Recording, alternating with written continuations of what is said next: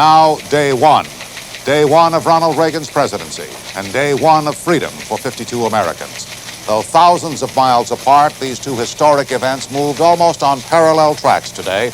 The new president had not been in office an hour when the former hostages became free men and women again. And they are well along now on their trip to West Germany and eventually to home. For the latest on their return to freedom, here is Peter Jennings in West Germany.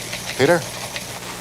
Frank, the Algerian 727 carrying the freed hostages left Athens about 1 hour ago. It's now over the Mediterranean. It was on the ground 90 minutes for refueling. No one disembarked. The American ambassador to Greece, Bob McCloskey, did not go on board, but he did send some flowers on board, and he got a note back from his old friend Bruce Langan, who said, "I am very glad to be finally going home." It is about a 3-hour flight from Athens to Algiers, where the former captives should arrive about 8:30 p.m. Eastern Standard Time. We've seen only 2 pictures from Tehran itself today. Iranian television did not transmit any of its coverage outside the country. We have seen 2 still photos. In one, Joseph Silik Jr., the second from the left, is being escorted by 3 Iranians. Subik, whose parents live in Redford, Michigan, had once been specifically accused by his captors of being a spy. In the second picture, Donald Cook, he's the one with glasses and a beard and somewhat more familiar to us, is also being escorted. For Cook, at 25, Tehran was his first overseas post with the State Department. Well, the Iranians who watch television have seen more than we have. It's been on local television there, and in Tehran, the Australian reporter Ray Sinclair offers his impression of what he saw.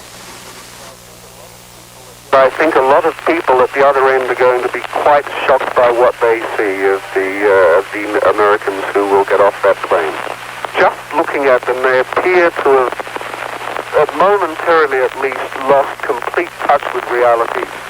I'm quite sure they cannot conceive that they are free now.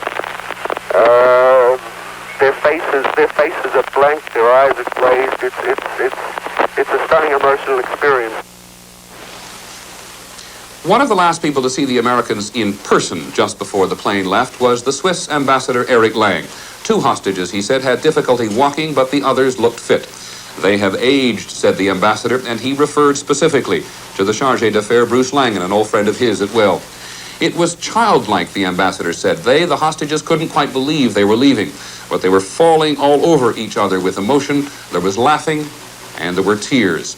Many, perhaps most, had not seen each other for those 14 months. It was, said Ambassador Lang, a moment that will stay with me for the rest of my life. And so it is now Algiers where world attention will be focused. Without the Algerian government, this deal for the Americans' freedom would not have been made. And when the 52 stopped there, briefly, there are no plans for them to remain overnight. Algeria's role in all this should deservedly be restated. In Algiers, here's ABC's Lou Ciaffi. The 2 American Nightingales, which will carry the hostages on the next leg of their voyage, arrived here at Algiers airport tonight. These medical evacuation planes are designed to give emergency treatment until they reach a major medical facility, and they may be necessary. As ABC News has reported, some of the hostages are physically and mentally tired. 2 of them are said to be having difficulty walking. But tired or not, their arrival here is going to be the cause for celebration. Even before the hostages arrived, the American negotiating team in Algiers held its own party, popping the corks in a couple of bottles of champagne to mark the end of a long, difficult, and often frustrating effort to get the Americans released. The mood of celebration was echoed by the head of the delegation, Deputy Secretary of State Warren Christopher. Just say I'm very happy. Once on the ground, the hostages will be taken to the VIP lounge at Algiers airport for a short 1.5-hour stop to change planes. They'll be greeted by Algeria's foreign minister, who played an important role in the final drama. There may be an informal reception, but nothing elaborate. The Algerians understand the impatience of the hostages to waste no time continuing on their way. The next destination, West Germany, and an American military hospital. At Wiesbaden, the next to the last stop on their long trip home. Peter? Lou, thank you very much. Perhaps I needn't remind you, but wherever the hostages are, and especially when they get here to West Germany, ABC News will be on the air. Frank? Thank you, Peter. We certainly will be, and we'll be back to you, too, later in this broadcast. Well, before this day of happiness could dawn, there were more anxious hours during the long night. In this country, the command post, as often in a time of crisis, the Oval Office of the White House. We have a report from Barry Dunsmore. It wasn't the first time that top Carter administration officials had spent sleepless nights in the Oval Office over Iran. But no matter what, it would be their last. This one had a different ending. Mr. President, Secretary Miller. All right, here we go. Justin? Hello? Kevin? Right on, man. That's great. That's great. Okay, now, the next step then, so that'll go to Algiers, and Algiers, when they notify Iran, will notify us back, right? Later this morning, after word was received that Iran had taken all the necessary steps to make the transfer of its assets possible, Mr. Carter could relax even more, although there was always the nagging doubt. It wasn't until the motorcade on their way to the capital that the president was able to tell the president-elect that the hostages were aboard planes and would be airborne in 15 or 20 minutes.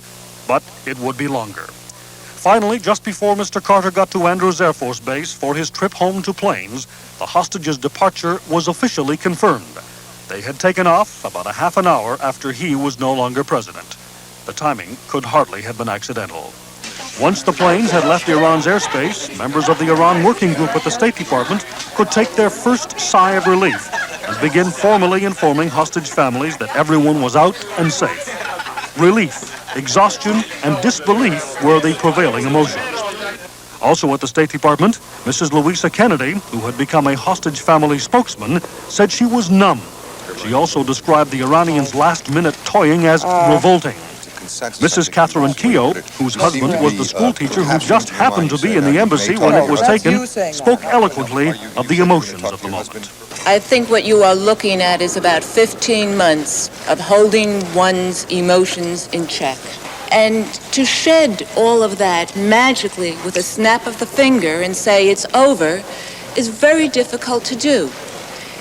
We are experiencing a decompression as almost exactly the kind of decompression that the hostages must be going through. Outgoing Secretary of State Muskie also had some thoughts on what the hostage crisis had meant to him. Well, I suppose, in a sense, I'll be known in the footnotes of State Department history as the hostage secretary. I came in because of this problem, and because of it, I was not destined to continue, and they've come home at the end. I think it's perfect. The State Department is nearly empty this evening. The Carter folks have left. The Reagan people haven't yet arrived. Many of the professionals don't know what they're going to be doing. Such circumstances don't really lend themselves to celebrations. However, there is an overwhelming sense of relief here that the new administration can begin without the curse of the Iran crisis.